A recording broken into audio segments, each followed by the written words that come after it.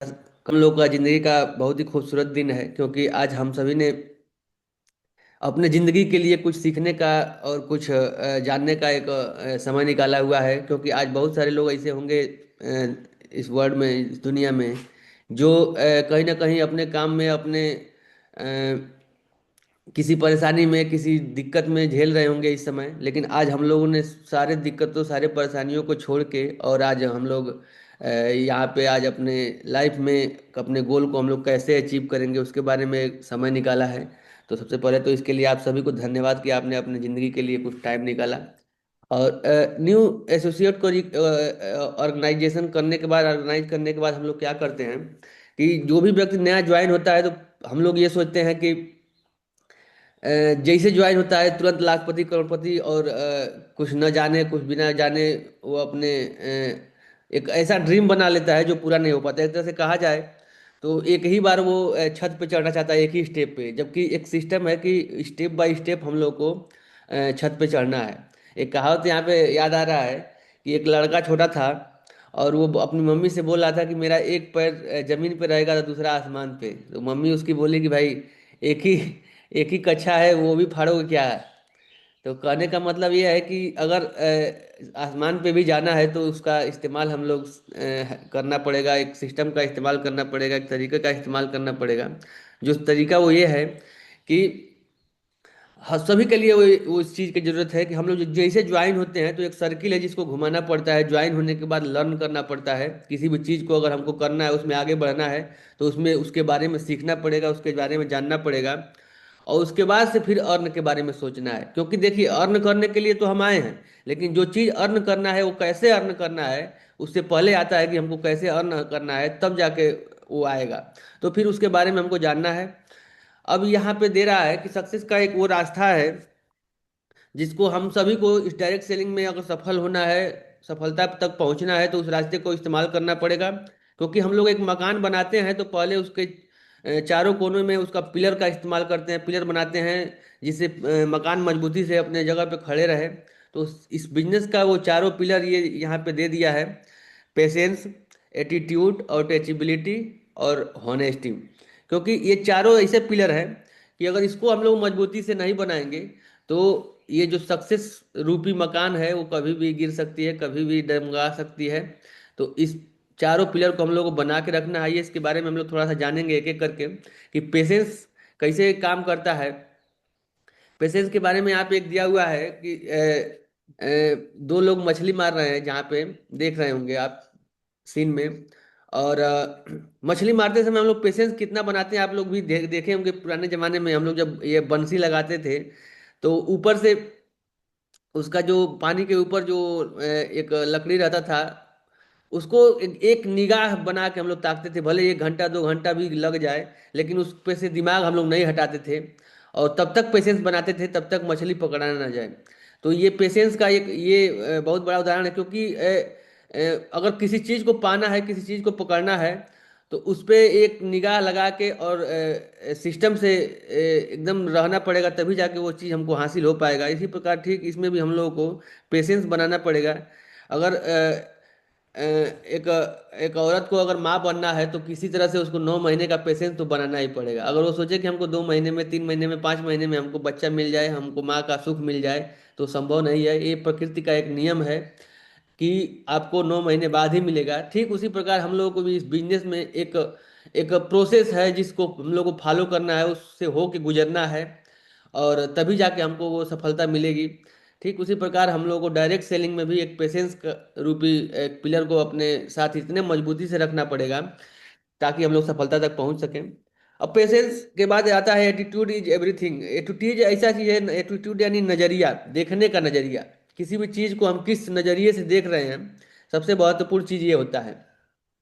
क्योंकि नजर सबका सेम है, लेकिन एक ही चीज को हम लोग हम देखेंगे तो किसी और नजर से देखेंगे, आप देखेंगे किसी और नजर से देखेंगे। जैसे महिला ही अगर देखा जाए तो महिला तो सबके लिए महिला है। तो बहुत सारे लोग उसको अपनी बहन की नज़र से देखते हैं, कोई अपने गर्लफ्रेंड की नज़र से देखता है, कोई माता की नज़र से देखता है। यानी अ, औरत तो एक ही है, लेकिन हम लोग के देखने का नज़रिया तुरंत तुरंत बदलता है। जैसे जैसे देखेंगे वैसे वैसे नज़रिया बदलते जाएगा।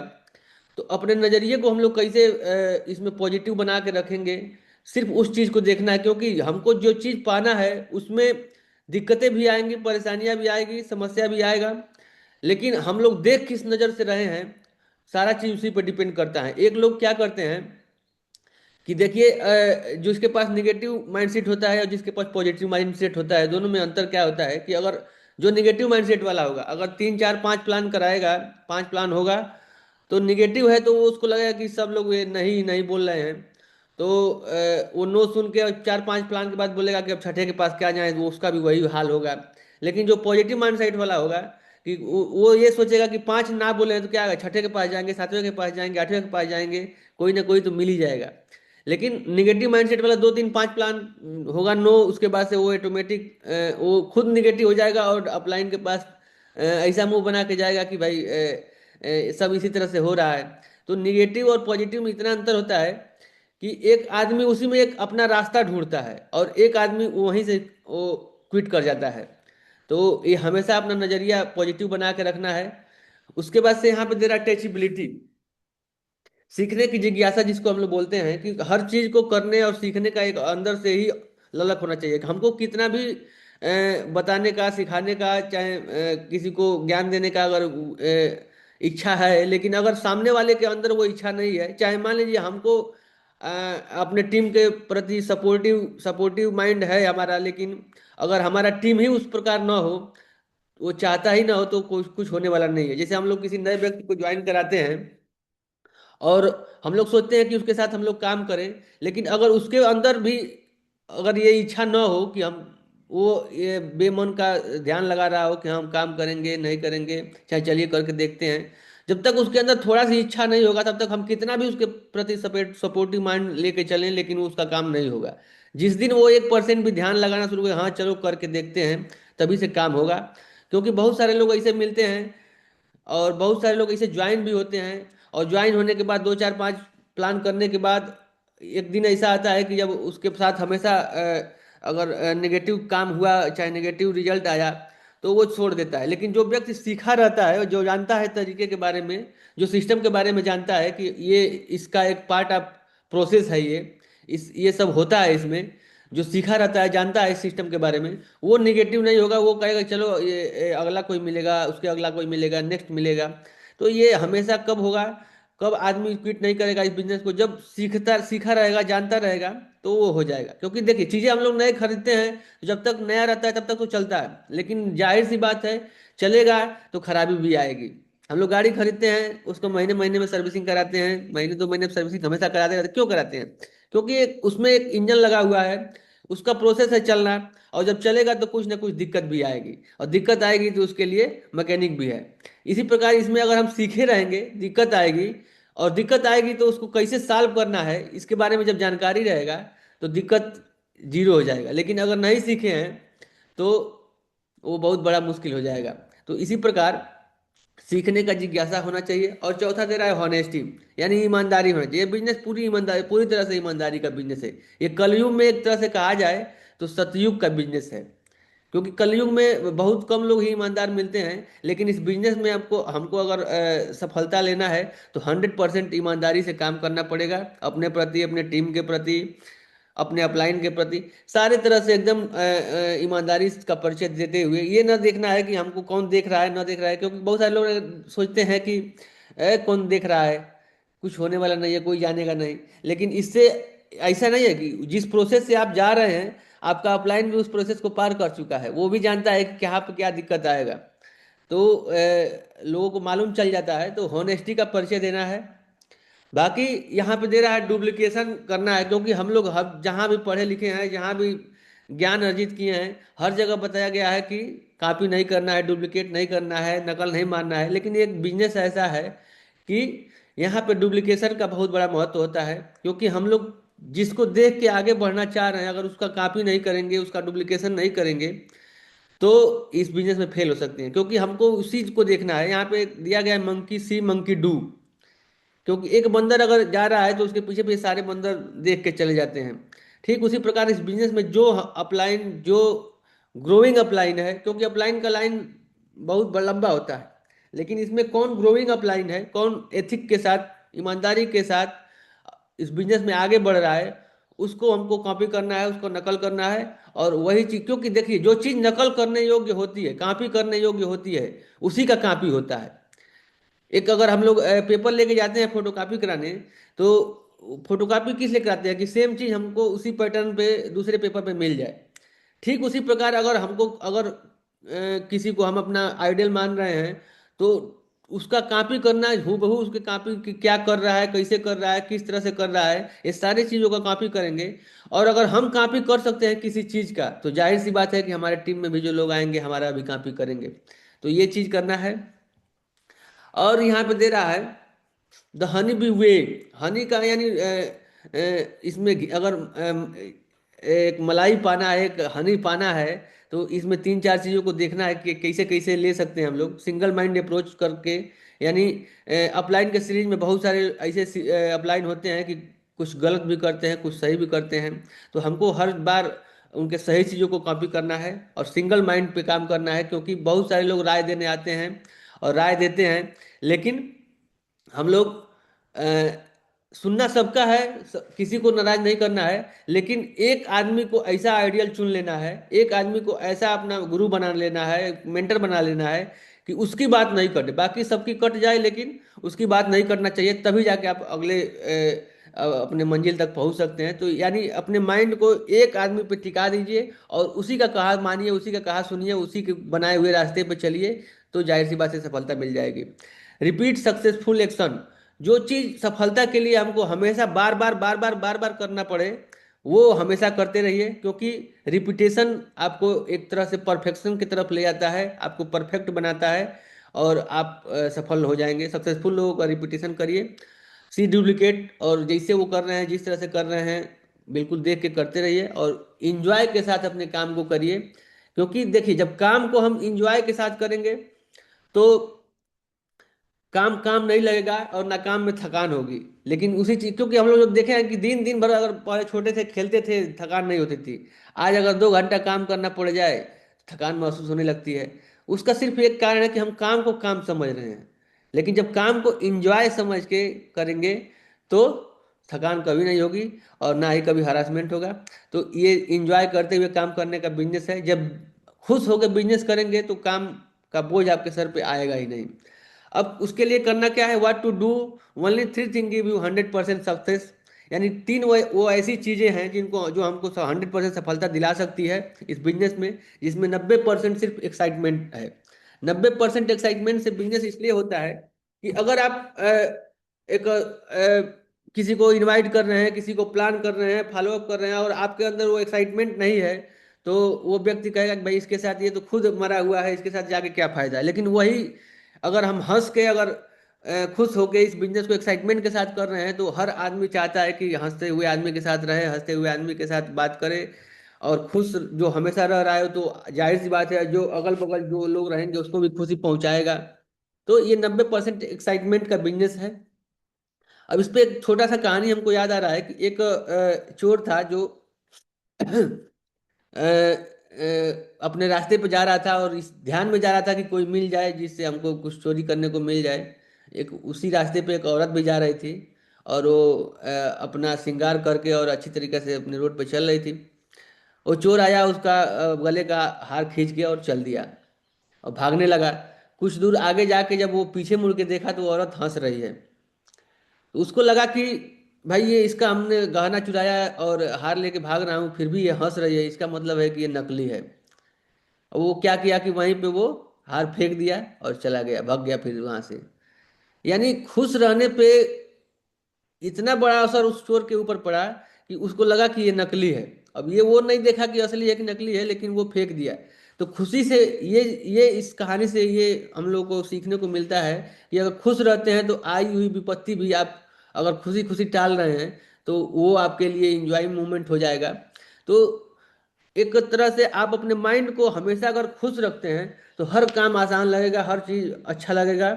और दूसरा दे रहा है 8% टेक्निक। तो 98% हो जाता है टेक्निक का। हम लोग बात कर लेंगे आगे कि कौन कौन से तरीका होता है किसी भी काम करने का। कुछ तरीके होते हैं, कुछ सिस्टम होते हैं जिसको फॉलो करके हम लोग सफलता ले सकते हैं। और 2% दे रहा है फाइन ट्यूनिंग।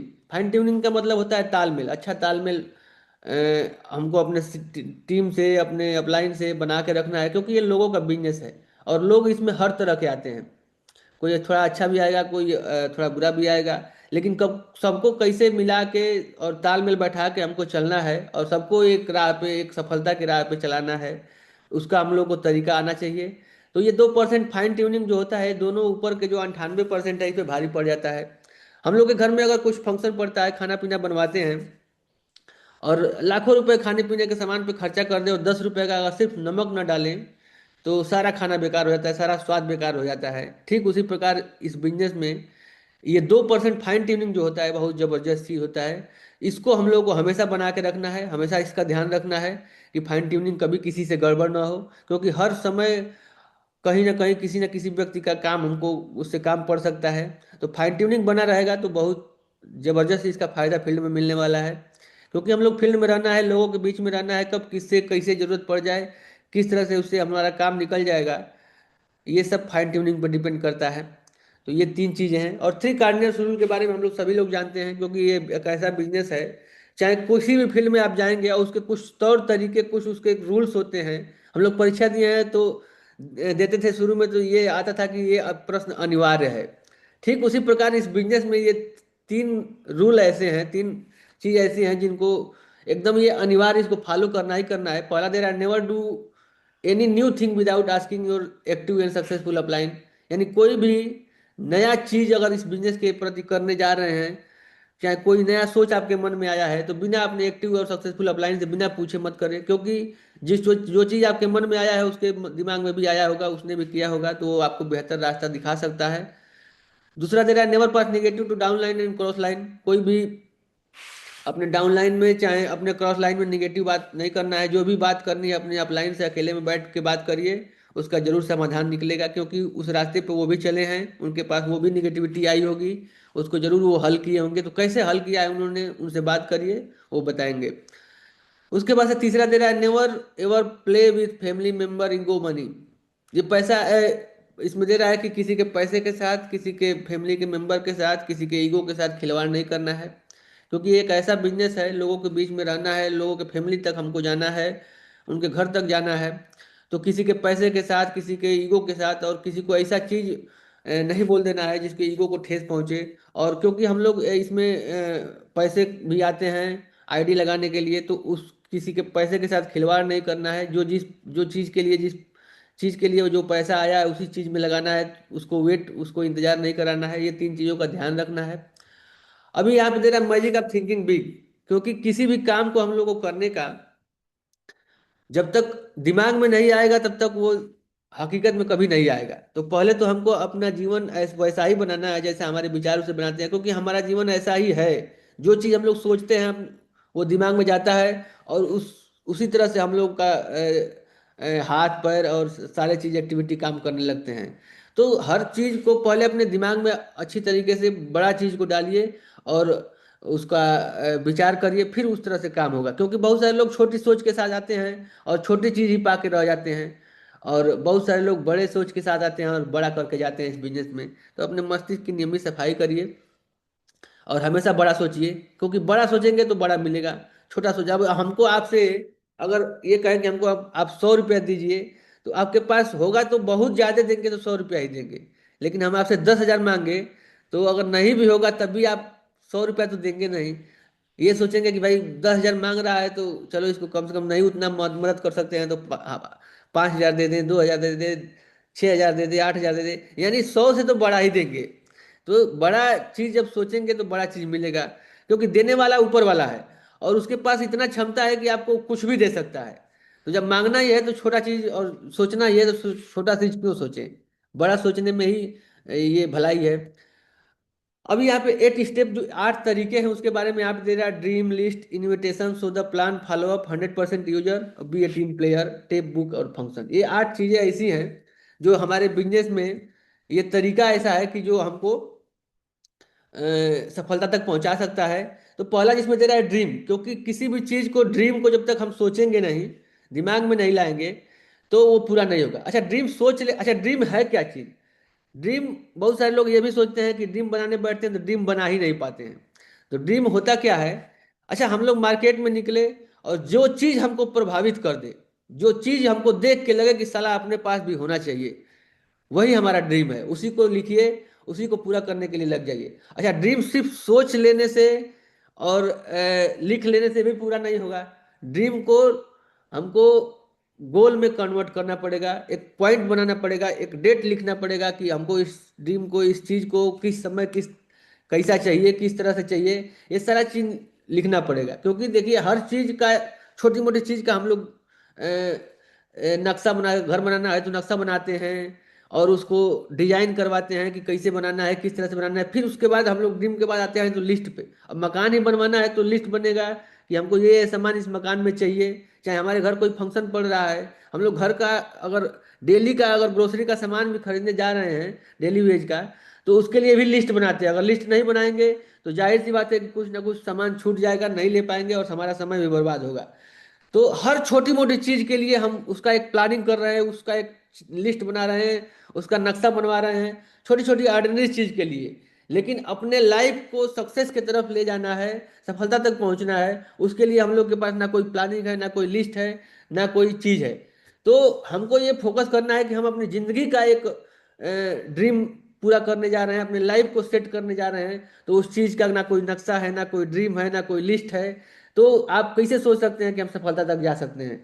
तो इस चीज के लिए हम लोग को फोकस करना है कि हर चीज के लिए एक प्लानिंग, एक लिस्ट, उसका एक नक्शा होना चाहिए कि किस रोड मैप पे हमको चल के उस ड्रीम को पूरा करना है। ये चीज है। अब उस ड्रीम को अगर लिस्ट आपने सारा चीज ये बना लिया तो तीसरा चीज आता है इन्विटेशन। इन्विटेशन करते समय हम लोग को इन्विटेशन शॉर्ट एंड स्लिम होना चाहिए। ऐसा इन्विटेशन करना है कि सामने वाले को भी लगे कि भाई हाँ, ये व्यक्ति कुछ कर रहा है, इसको देखना चाहिए, समझना चाहिए। अब अगर हमारे घर कोई फंक्शन पड़ रहा है और किसी को हम इनवाइट करने गए हैं और सिर्फ बोल दे कि सर हमारे घर ये इतने तारीख को ये चीज़ है, आपको आना है, देख लीजिएगा, अगर टाइम मिलेगा तो आ जाइएगा। तो क्या वो व्यक्ति आएगा?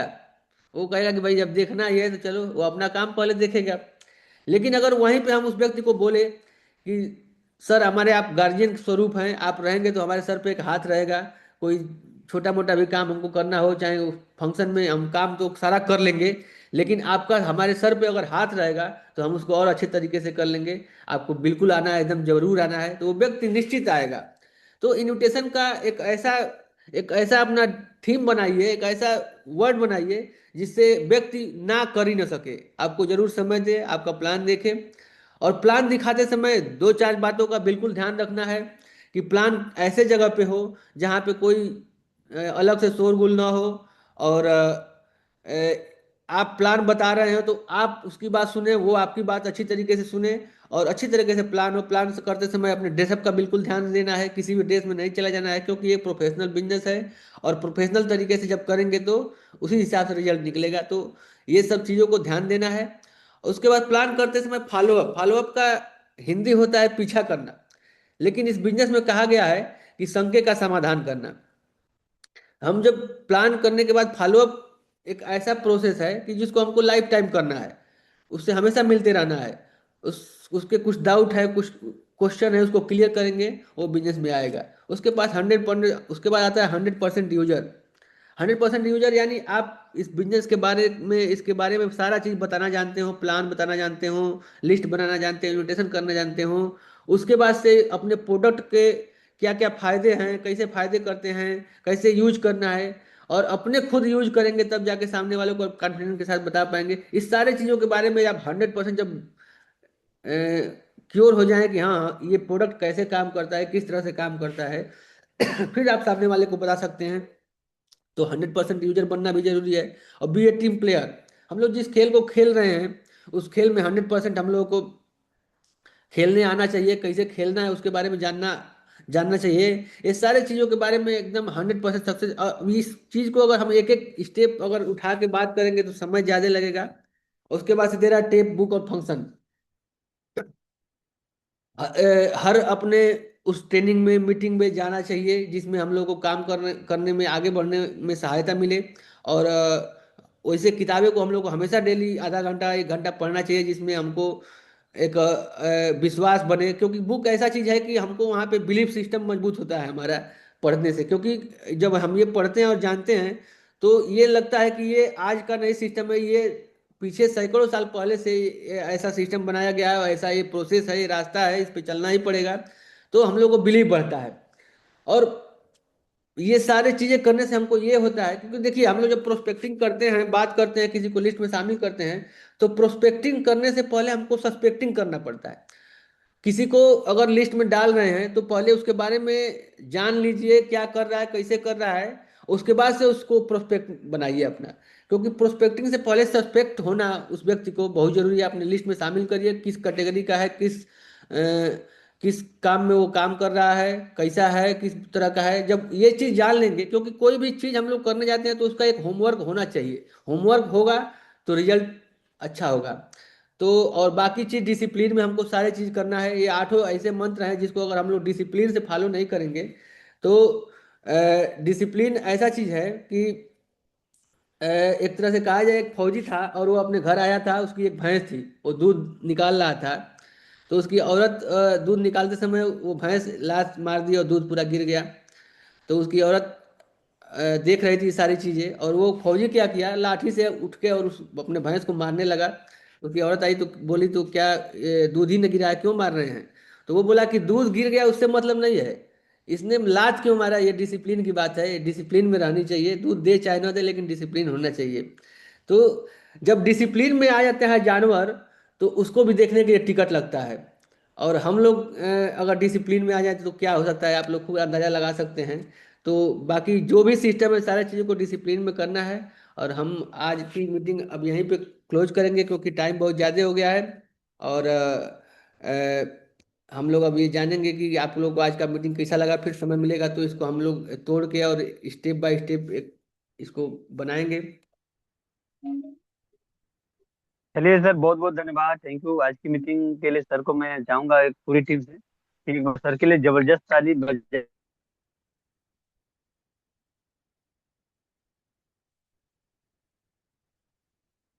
मैं चाहूंगा कि अपने सर से कि सर आज का प्लानिंग सर का कैसा लगा, तो सर आए और अपनी बातें रखें। को प्रणाम, मिस्टर शिव सुप्रभात, जय कुमार जी। वैष्णव।